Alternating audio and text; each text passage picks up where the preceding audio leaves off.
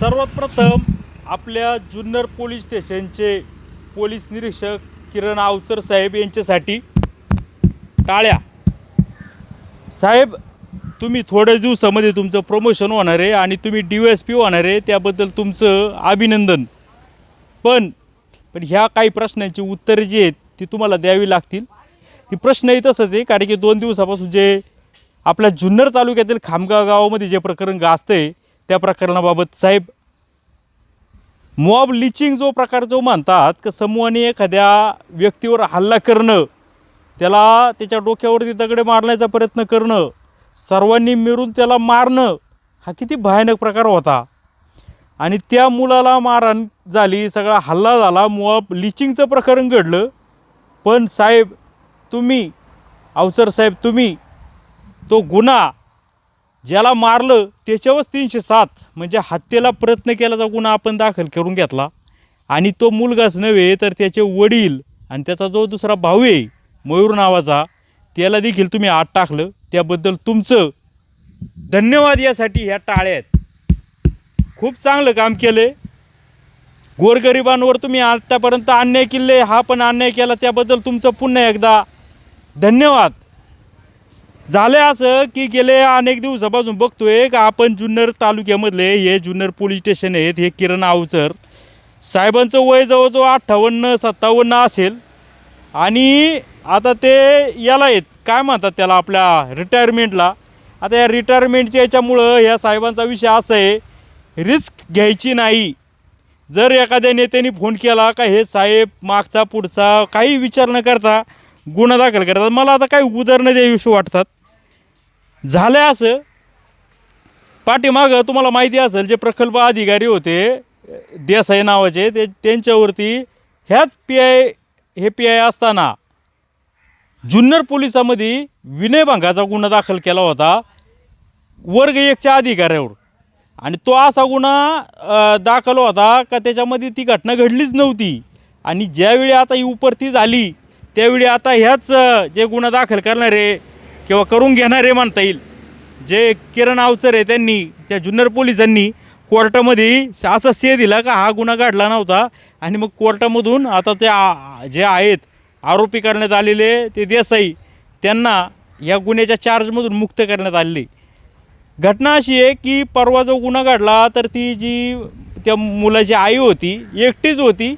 तिचा नवरा पण जेलमध्ये, भाऊ तिचा मुलगा जेलमध्ये, दुसरा मुलगा जेलमध्ये, एकटी बाई ती सारखी पोलीस स्टेशनमध्ये जात होती. अहो साहेब, आम्हालाच मारहाण झालेली आहे, माझ्या मुलाने काही कुऱ्हाड वगैरे मारलेली नाही आहे, त्याच्या हातामध्ये कुऱ्हाड होती परंतु त्यांनी कुऱ्हाडीने कुणावर हल्ला केला नाही, उलट त्यालाच मारहाण झालेली आहे. त्याच्याच डोक्यामध्ये दगड घालायचे प्रयत्न झाले आणि तो दगड गावातल्याच एका तंटामुक्तीच्या अध्यक्षाला लागला. तो तंटामुक्ती अध्यक्षसुद्धा माझ्या मुलाला मारहाण करत होता. तर हे सगळं ऐकूनसुद्धा अवचर साहेबांनी या महिलेला हुसकावून दिलं.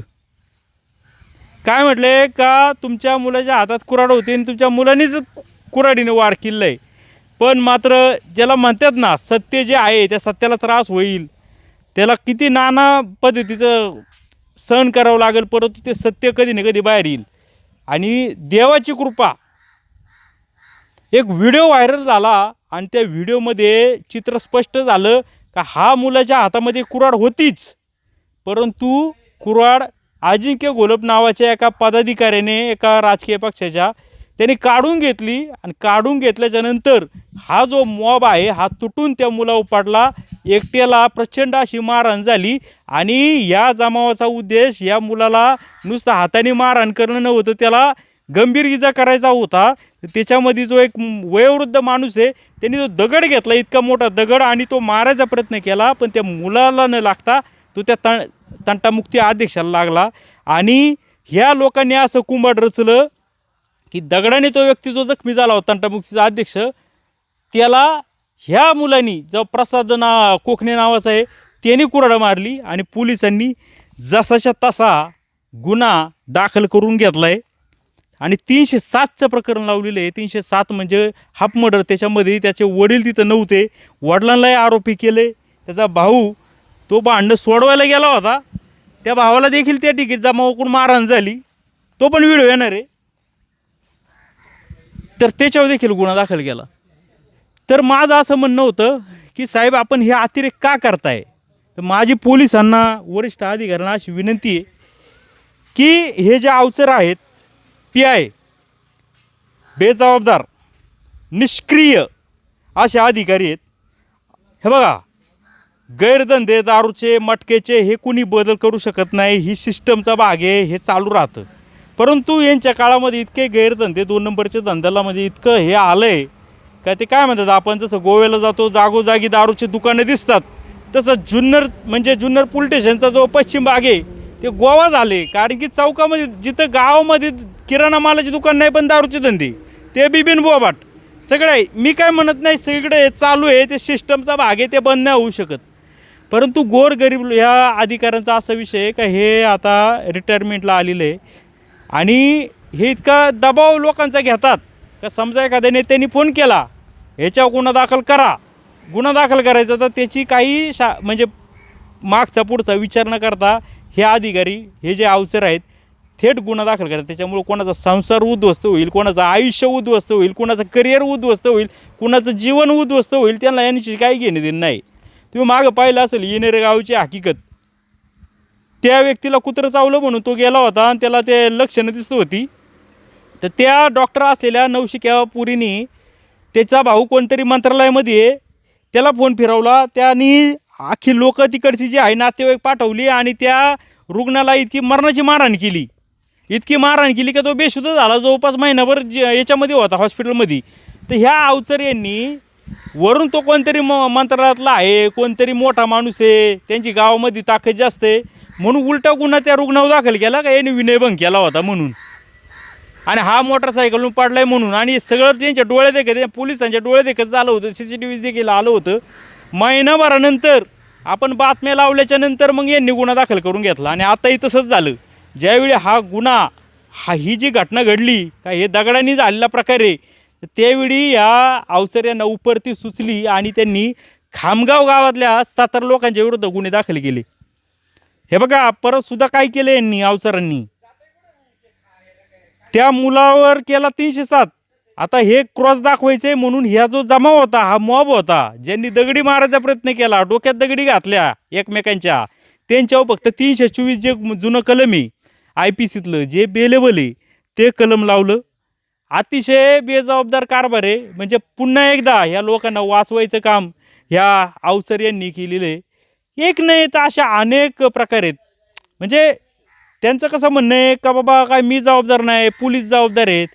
पोलीस कशी काय जबाबदार, तुम्ही प्रभारी अधिकारी आहे, तुमच्या अंडर आहे. कुणीही जर आता इतक्या गंभीर स्वरूपाचा जर गुन्हा दाखल झाला होता 307 सारखा, तर पोलिसांनी, पोलीस अधिकाऱ्यांनी, वरिष्ठांनी, प्रभारीनी त्याची चौकशी करायला पाहिजे होती, खातरजमा करायला पाहिजे होती. ते राहिलं लांब. आणि जमावांनी सांगितलं की लोकांच्या पुढाऱ्यांनी सांगितलं गुन्हा दाखल कर, तर करून टाकला. जो अधिकारी वर्ग 1च्या अधिकाऱ्यावर, प्रदीप देसाई सारख्या प्रकल्प अधिकाऱ्या विनयभंगाचा गुन्हा डायरेक्ट दाखल करतो, तो सर्वसामान्यांच्यावर काय करेल हो? असा खरा तर प्रश्न आहे ना. अनेक लोकांचे संसार उद्ध्वस्त केले आहेत. पाठीमागं तर यांना जुन्नर न्यायालयामध्ये यांना हे केलं होतं का यांनी एका व्यक्तीला गरज नसताना अनावश्यक अटक केली.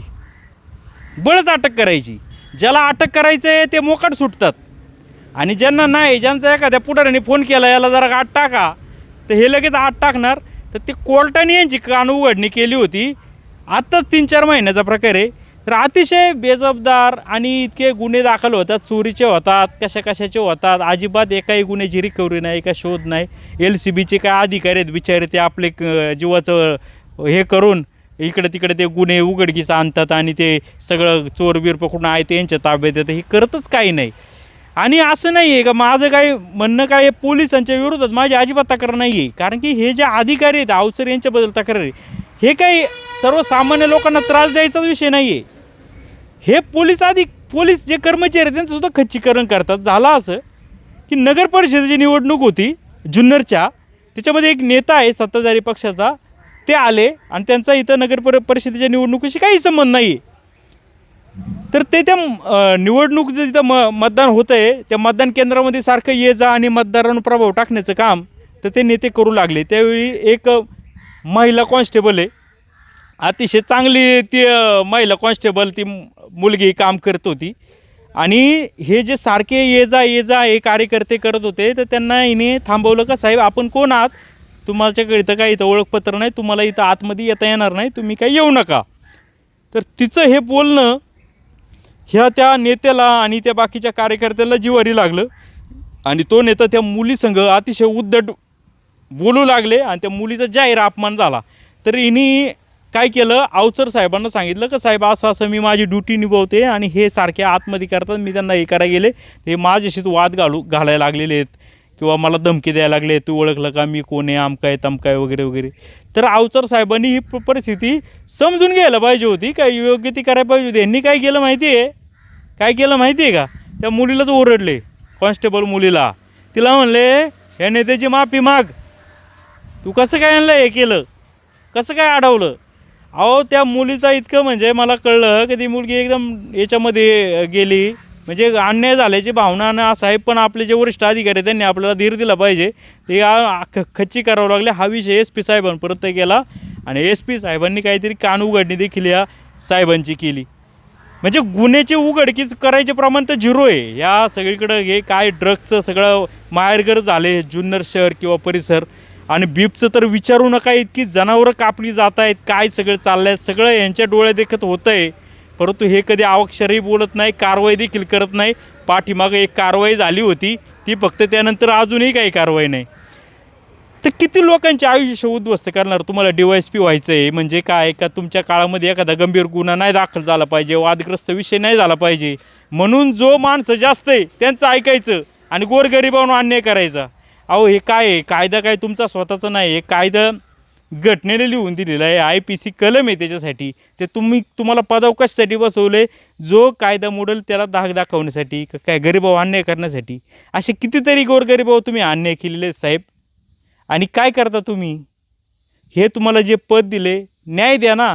न्याय राहिला बाजूला, मी कसा DYSP होईल, माझ्या काळामध्ये कसे माझ्या विरुद्ध तक्रारी राहणार नाही. मग सगळ्यांशी फक्त गोड नेत्या पुढाऱ्यांशी गोड बोलायचं, त्यांनी फोन केलं का हाजी करायचं. अहो याला पोलीस अधिकारी म्हणत नाही हो.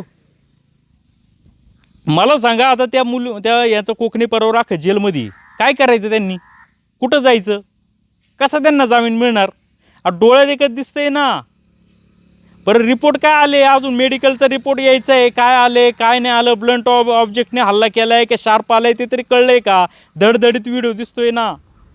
गावातली 100 लोक त्या मुलाच्या विरोधात आहे म्हणून 100 लोक जास्त आहेत म्हणून त्यांचं ऐकायचं. वा. आणि तुम्ही काय होणार DYSP आणि काय लोकांना न्याय देणार. तुम्हाला खालच्या पोलीस तुमचं जे चांगले काम करतात पोलीस कर्मचारी वगैरे त्यांचं तुम्ही खच्चीकरण करता, गोरगरिबांना न्याय द्यायचं सोडून त्यांच्यावर अन्याय करता. आणि माझी तर विनंती आहे, जरा काढा यांची जरा हिस्टरी, किती गुन्हे दाखल झाले, किती चोरीचे घडले, किती रिकव्हरी झाली, जरा यांचे काढायचं का नाही, यांच्यावर कंट्रोल आहे की नाही. SP साहेब तर चांगले आहेत, ते तर सगळा आढावा घेत असतात. कोणाचे किती क्राईम रिपोर्ट झाले, किती आठवड्याभरामध्ये गुन्हे दाखल झाले, किती ओपन झाले, किती पेंडिंग पडले, किती काय केलं, सगळं घेतात. मला तर असं वाटतं हे झिरो आहे. पुणे जिल्ह्याच्या ग्रामीण जे पोलीस आहेत ना याच्यामध्ये जुन्नर हे झिरो असणार आहे शेवटून पहिला नंबर ह्या रिकव्हरी किंवा गुन्ह्याच्या तपासात. अहो सगळं जर तुम्ही जर पुढाऱ्यांचं किंवा ज्यांच्याकडं मनुष्यबळ आहे, ताकद आहे, पैसा आहे, अशा लोकांचं ऐकत राहिलं तर मग कसा विश्वास बसेल. आणि मग का लोक मग हे कमेंटमध्ये पोलिसांबद्दल वाईट बोलतात. काही पोलीस तर इतके भारी आहेत, इतके छान पोलीस आहेत का म्हणजे काय, म्हणजे आपल्याला वाटतच नाही का इतके, म्हणजे आश्चर्य वाटतं का काही पोलीस खूप भारी आहेत. पण हे जे अवचर साहेबांसारखे आलेले आहेत हे खुर्ची गरम करायला, त्यांना फक्त त्यांचा कार्यकाळ पूर्ण करायचा आहे. माझी रिटायरमेंट कशी व्यवस्थित होईल, बाकीचं तिकडे याच्यामध्ये जाऊ, याची मर्जी सांभाळ, त्याची मर्जी सांभाळ, याच्या संग गोड बोल आणि सर्वसामान्य अन्याय कर. अशी जर परिस्थिती निर्माण राहिली तर काय ते सर्वसामान्य जनतेने करायचं. आणि किती वेळा मी त्यांना सांगितलं, अहो साहेब असं मला फोन येतोय, तुम्ही असं लोकांना मारहाण झाली पण तुम्ही गुन्हा दाखल करून घेत नाही, असं का तसं का. मग म्हणणार मग करतो आम्ही दाखल. आणि आता ज्यावेळी व्हिडिओ बाहेर आले आणि तो व्हिडिओ नसता आला बाहेर हा समजा या मॉब लिचिंगचा, तर काय झाला असतो, तो मुलगा आरोपी झाला असता. त्यांनी जसं काय डोक्यात कुऱ्हाड घातली, काय झालं असं दाखवलं असतं आणि लोकांना वाटलं असतं खरे बरं झालं यांचा माज मोडला. पोलीस कशासाठी आहे? तपास करा, चौकशी करा, न्याय द्या. कशाला अन्याय करता? कारण की काय आहे, तुम्हाला प्रमोशन मिळेल, तुम्ही DSP व्हाल, तुमचा आदर सत्कार होईल, सगळं होईल. परंतु देव आहे, तो मात्र न्याय करेल. मग तो कशा पद्धतीने करेल? तो करतो आणि देवावर विश्वास ठेवला पाहिजे. तर तो 100% न्याय हे करेल. आता जर तुम्ही आता मी बातमी केली का बाबा हे असं झालं, तर तुम्ही रुसले, तुम्ही म्हणायला लागले का तुम्ही पत्रकार नाही आहेत, तुम्ही गुन्हेगार आहे, तुमच्यावर 353 गुन्हे आहेत. अहो साहेब, म्हणजे तुमच्या बाजूनी बातमी केली का आम्ही पत्रकार? तुमच्या साईडनी बातमी केली का तुम्ही आम्हाला गोड गोड बोलणार, तुम्ही आम्हाला चहा पाणी पाजणार, आणि जी एखाद्या गरीबावर अन्याय दाखवली तर आम्ही गुन्हेगार झालो का? आम्ही गुंड झालो का?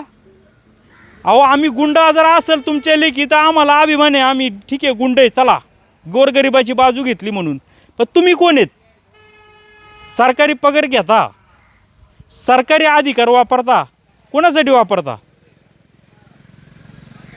लोकांना, जे गोरगरीब लोक आहेत ज्यांनी गुन्हाच केला नाही त्यांना हे करायसाठी. ठीक आहे, त्या मुलांनी कुऱ्हाडी घेतली होती तर त्याच्यावर लावा ना, तुम्ही आर्मेट लावा, त्याच्यावर योग्य त्या पद्धतीने कारवाई करा. पण 307 बरं त्याच्यावर केला, त्याच्या भावावर केला, त्याच्या बापावर बी केला. वा वा अवचर साहेब, DSP झाले हो तुम्ही, काय दिवे लावणार? बाकीचे पोलीस अधिकारी कसं काम करणार तुमच्या हाताखाली? तुम्ही जर असं वागायला लागले तर खूप गंभीर विषय. आणि कंट्रोल नाही आहे, म्हणजे थोडा तर काय करणार, तरी कंट्रोल नाही आहे. आणि यांच्या पत्त्यावर पडतं आहे काय काय यांनी रिकव्हरी केल्या, काय कोणत्या एखाद्या मोठ्या गुन्ह्याचा तपास केला आहे दाखवून द्यावा ना. का मी तर तिकडं पाय पडेल साहेबांच्या, त्याला माफी मागेल. एखाद्या गुन्ह्याचा तपास यांनी कसोशीनी अवचर साहेबांनी पूर्ण केला, असं तसं केलं, असं त्यांनी दाखवून द्यावा. हे सगळे LCBवाले जीव काढतात बिचारे, ते नाही तर देतात आणि हे स्वतःची टिमकी वाजवतात. ठीक आहे, मला काय हे नाही, परंतु सर्वसामान्य लोकांवर आता लोक म्हणतात का तुला काय करायचं आहे पोलिसांच्या विरोधात जाऊन, काय करायचं आहे, आपलं आपलं बघायचं. अन्याय काय फक्त काय ते याच्यावर होतो का? असा जगामध्ये अनेकांचा अन्याय चालला आहे. पोलिसांच्या विरोधात असेल तर पोलीस तुझ्यावर खोटे गुन्हे दाखल करतील, खोटं काय करतील. अहो केलं तर करू द्या, पण जर अन्यायाविरोधात जर कुणीच बोलायचं नाही तर मग सहन करायचा. आणि किती दिवस सहन करायचा? कुणीच बोलायचं नाही का? माझे काय ते कोकणे का कोण आहे, ते माझे नातेवाईक नाही, माझा काही त्यांच्याशी संबंध बी नाही आहे. परंतु तो अन्याय मात्र घनघोर झालेला आहे. आणि ह्यांचं काय आजचंच नाही, कुठं कोणा पुढाऱ्यांनी वशिलेवाल्यांनी फोन केला का हे साहेब गुन्हा दाखल करणार, हे साहेब त्या गोरगरिबाचा माज मोडणार म्हणजे मोडणार. जर का एखादा पुढारी आला, आमदारांनी फोन केला, हाजी हाजी हाजी, आमक्यानी मोठ्या नेत्यांनी फोन केला, हो हो हो हो हो. अहो पोलीस अधिकारी कसा पाहिजे? कैलास पिंगळे म्हणून एक साहेब होते, का अधिकारी होते राव, एक नंबर अधिकारी होते. अजून युवराज मोहिते सुद्धा होते, का अधिकारी होते, छान होते. जाधव साहेब बी होते, खूप चांगले होते. पण हे लोक का बाबा हे देतात का? हे सगळे जे यांच्याकडे रिकव्हरी नाही, कला नाही, काय नाही, फक्त नीचा हाजी हाजी करायची, ही लोक का देतात या जुन्नरला? या जुन्नर शहराने काय पाप केले? तर तरुण, कर्तबगार आणि काहीतरी स्वतःच्या दमाचा, स्वतःची निर्णय क्षमता घेणं असणारा गोरगरीब, कोण चुकीचं कोण बरोबर, कसं तपास करावं याचा ज्ञान असलेला अधिकारी दिला पाहिजे. पण कधी मिळणार? आज अशी परिस्थिती आहे का जुन्नरमध्ये अधिकारीच येत नाही. यांची बदली झालेली आहे असं मला कळतं आहे, कारण यांचं प्रमोशन होणार आहे म्हणून. पण अधिकारीच कोण घेत नाही याचा पदभार. म्हणजे अशी परिस्थिती आहे. काहीतरी चांगला अधिकारी द्या. आणि मला तर विनंती आहे बाबा गृह विभागाला, साहेब चांगलं काम चाललं आहे फडणवीस साहेबांचं, व्यवस्थित गुन्हे वगैरे हे कंट्रोलिंग करायचं काम. तर जवळपास नक्षलवाद तर एवढा कितीतरी वर्षात नक्षलवाद तर 0 करून टाकला, संपवला नक्षलवाद पोलिसांनी. पण काय काय अधिकारी काळीमा फासतात हो, मग ती इज्जत जाती. आपल्याला पण पत्रकाराला सुद्धा लोक कमेंटमध्ये शिवाय देतात. पण काय करणार? सत्य तर दाखवायला लागेल. नाही 10 लोकांनी लावलं तर कोणीतरी तर दाखवायला लागेल. ही परिस्थिती आहे. आणि इतका बेजबाबदार कारभार आहे. खरंच ह्याचं ऑडिट झालं पाहिजे. क्राईम ऑडिट जे म्हणतात, माझी SP साहेबांना विनंती, क्राईम ऑडिट करा. आणि ह्या जुन्नर पोलीस ठाण्यामध्ये किती गुन्हे झाले, किती रिकव्हरी झाल्या, किती चोरी झाल्या, हे जर ऑडिट करा आणि कारवाई करा. आणि यांना जर DYSP जर बनवायचं असेल तर पुढं काय होईल? तर बघा, वेळ गेलेली नाही आहे. निर्णय घ्यायचा का नाही आहे, ही परिस्थिती आहे. हे जर फोन करून जर धमकी देत असतील, तुम्ही गुन्हेगार आहे तुमच्या मागे आहो गुन्हेगार आहे, गुन्हेगार कधी शिक्षा जावं लागेल, कोर्ट सांगेल तर गुन्हेगार आहे ना साहेब. तुम्ही डायरेक्ट गुन्हेगार म्हणायला लागले. समजा आमच्यावर 353 शासकीय कामात अडथळा आणण्याच्या खोट्यानाट्या तक्रारी केल्या असतील काही लोकांनी, त्या नील पण झाल्या, कोर्टाने त्या हे पण करून टाकल्यात, गुन्ह्यातून निर्दोष झाले, तरी तुम्ही म्हणणार का तुम्ही पत्रकार आहे का, तुम्ही आमके आहे का? मग पत्रकार कोण असते ते तरी सांगा ना. काय आमच्या तुमच्या पाशी जायचं, जी सरण तुमचा चहा प्यायचा, गोड गोड बोलायचं, त्याला पत्रकार म्हणायचं? मग गोरगरिबाहून अन्याय उठवायचा नाही का? बघा, खूप चुकीचं कारभार चाललं आहे. माझी तर वरिष्ठ अधिकाऱ्यांना विनंती आहे, DYSP साहेबसुद्धा चांगले आहेत, त्यांनी जरा एक करावं, लक्ष घालावं जरा या साहेबांच्या जरा कार्यक्षमतेवर, याच्या कारभारावर. बघा, नाही ते काय गोरगरीब लोकांचं आहे ना, ते अन्याय होणार, झालं आहे अन्याय, पण त्याचा तळतळाट आहे ना, तो शाप आहे ना, तो मात्र माफ होणार नाही. तो कधी ना कधी भरून द्यावं लागणार. ही नियतीचा खेळ आहे. धन्यवाद.